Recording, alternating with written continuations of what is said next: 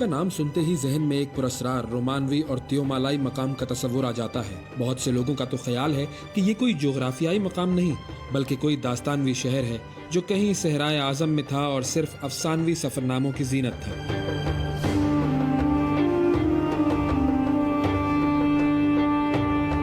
حقیقت یہ ہے کہ ٹمبکٹو افریقی ملک مالی میں پتھر اور گارے سے بنی عمارتوں کا ایک شہر ہے جہاں ہماری اور آپ ہی کی طرح انسان رہتے ہیں۔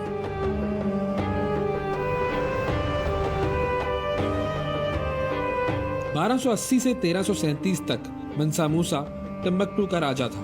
منسا موسا اتنا دولت مند تھا کہ جتنا کوئی اندازہ لگا سکتا ہے۔ ایک اندازے کے مطابق اس کے پاس 4 لاکھ ملین امریکی ڈالر کے برابر دولت تھی۔ ایمیزون کے مالک جیف بیزوس اس وقت دنیا کے امیر ترین شخص ہیں۔ ان کے پاس 1,06,000 ملین امریکی ڈالر دولت ہے۔ منسا موسا کے پاس اس سے کہیں زیادہ دولت تھی۔ منسا موسا کو تاریخ میں اب تک کا امیر ترین شخص مانا جاتا ہے۔ منسا موسا کی زندگی سے متعلق جو دلچسپ داستان ہے وہ ان کا مکہ کا سفر ہے۔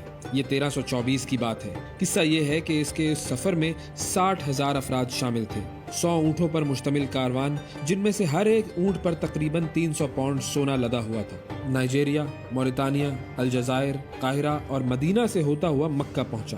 یہ لوگ جہاں سے گزرتے وہاں اس کے کاروان کا دیدار کرنے والے افراد کے درمیان سونا تقسیم کیا جاتا۔ مورخین اور اقتصاد دانوں کا ماننا ہے کہ اس کے سفر مکہ نے دنیا کی معیشت کو یکسر بدل کر رکھ دیا۔ موسیٰ نے وہاں سے بہت زیادہ سامان خریدا جس سے مہنگائی بڑھ گئی اور دنیا میں سونے کی گردش میں اضافہ ہوا۔ کیا آپ تصور کر سکتے ہیں کہ کسی کے پاس اتنی دولت ہو جس سے دنیا کا اقتصادی نظام بدل کر رہ جائے؟ کہا جاتا ہے کہ منسا موسا ہر جمعے ٹمبکٹو میں ایک نئی مسجد تعمیر کراتا تھا۔ اسی کے دور میں مشہور سنکور یونیورسٹی کا قیام عمل میں آیا۔ اگلے کئی 100 سالوں تک یہ شہر اسلامی تمدن اور ادب کا مرکز رہا۔ ساؤتھ افریقہ اور مالی کے پروجیکٹس پر کام کرنے والے کیپ ٹاؤن یونیورسٹی کے ڈاکٹر شمال جیفی اس زمانے کی کچھ نادر تحریروں کے بارے میں کہتے ہیں کہ لوگ مجھ سے پوچھتے ہیں کہ کیا یہ تحریریں عرب اسکالرز کا کام ہے، لیکن نہیں، یہ افریقیوں کا کام ہے۔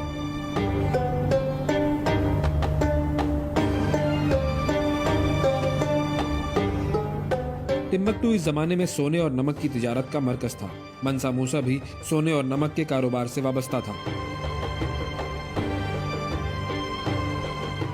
آج کا ٹمبکٹو اتنا امیر نہیں اور نہ ہی وہاں وہ چہل پہل ہے جو کسی زمانے میں ہوا کرتی تھی۔ ٹمبکٹو میں 3 بڑی مساجد، جامع مسجد، سیدی یحییٰ مسجد، سنکورے مسجد، دنیا کی قدیم ترین مساجد میں شمار ہوتی ہیں۔ ان کی مسلسل مرمت ہوتی رہتی ہے اور انہیں ریت سے محفوظ رکھا جاتا ہے۔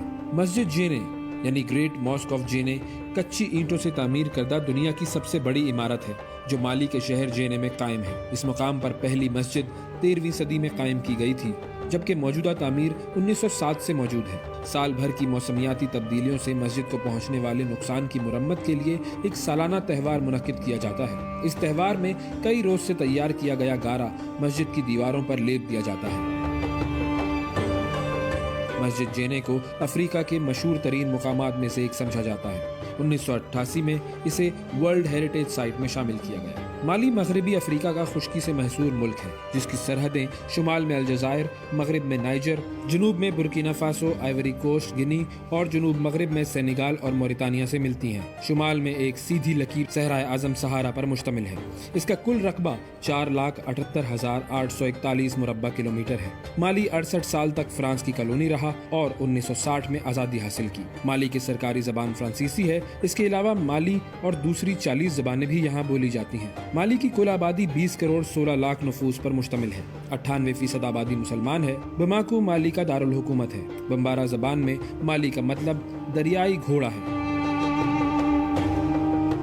مالی کے ڈوگون قبائل 60 سالوں میں ایک بار سیگوئی فیسٹیول مناتے ہیں۔